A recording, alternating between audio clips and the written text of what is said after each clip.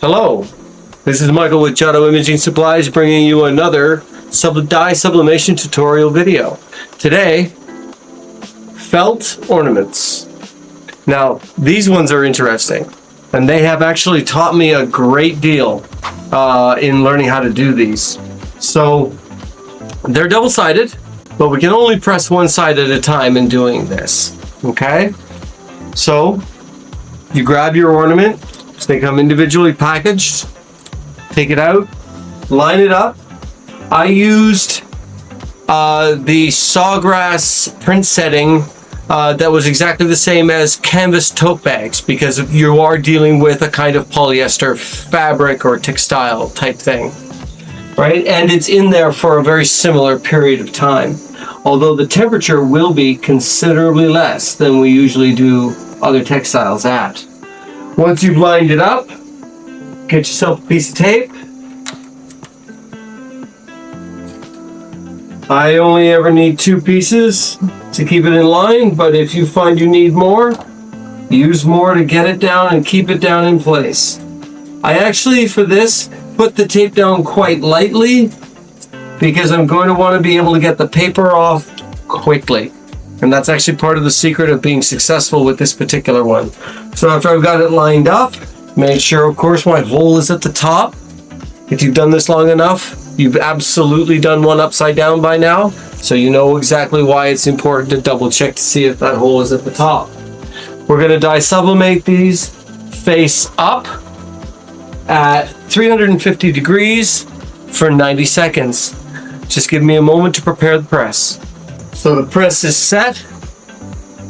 Again, we're doing this face up. Align that in the corner on my butcher paper, fold it over so that it's covered. We are on either the light side of medium or the medium side of light pressure. And as I said, 350, 90 seconds. That feels right. See you in 90 seconds. Just under 10 seconds left on the press, and it's getting exciting. Now, one of the things you're going to notice is how quickly I try to get this paper off. While it's still on the press, I'm reaching in and getting that paper off as quickly as I can, and then laying it to cool on a flat surface. That's one of the limitations with felt, is I don't recommend you try to do too many at a time. 3 or 4 maybe is the maximum, because you do need to get that paper off as quickly as possible, and you also want to make sure that it is cooling flat so it doesn't get misshapen, or rather it doesn't cool misshapen. All right, let's take a look. And that's the image that we came out with. It's beautiful, vibrant.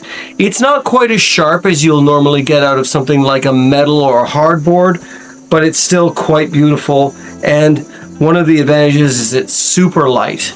And it can also be infused with scent oils, such as like a tea tree oil or something like that, that would give your Christmas tree that real tree scent, assuming you're not using a real tree, in which case you wouldn't need it. But in any case, I'm going to do the other side, come back and show you that in just a moment.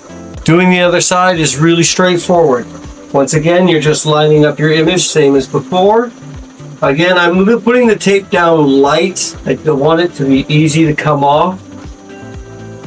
Right? Don't worry about your already imaged side. It's still going to be beautiful coming through. But make sure that there's no ink on your parchment paper or your butcher's paper that will transfer onto it, because that will, of course, ruin it. Right? And you put that face down, just as before. Same time, same pressure, same temperature. See you in 90 seconds. Once again, getting this off as quickly as possible, and then getting it flat.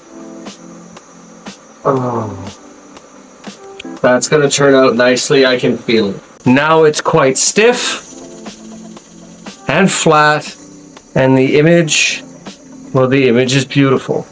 As I said, it's not going to be quite as sharp as you'll get from even a ceramic or a metal, but what it does lose in that sharpness, it does also make up in its capacity to really capture vivid color and also be very light and able to, as I said, absorb scents like tea tree oil. We'll line a few examples up here for you to see. And I've even got one more about to come out of the press.